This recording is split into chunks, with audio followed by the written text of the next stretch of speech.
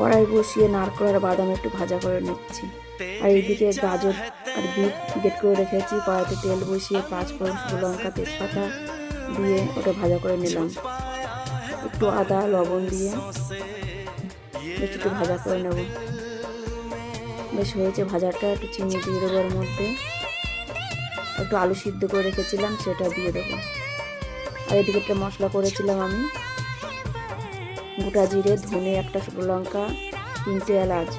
এটা আমি হালকা ভেজে গুঁড়ো করে রেখেছিলাম, সেটা দিয়ে দিলাম। এবার বাদামটা দিয়ে দেবো ওর মধ্যে। আবার একটু বেশ কষিয়ে নেব। বেশ হয়ে গেছে। এদিকে পাউরুটি গ্রেট করে রেখেছি আমি কটা।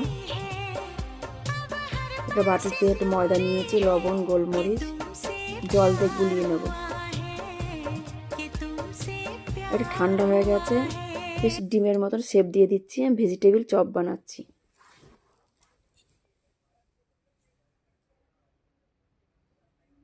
বেশ আমার হয়ে গেছে। ময়দার মধ্যে বেশ একটু ডুবিয়ে নেব।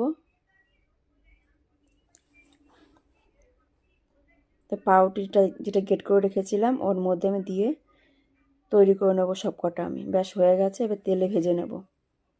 দেখো ভাজা করে নিচ্ছি। বেশ হয়ে গেছে। এবার আমি নামিয়ে নেব।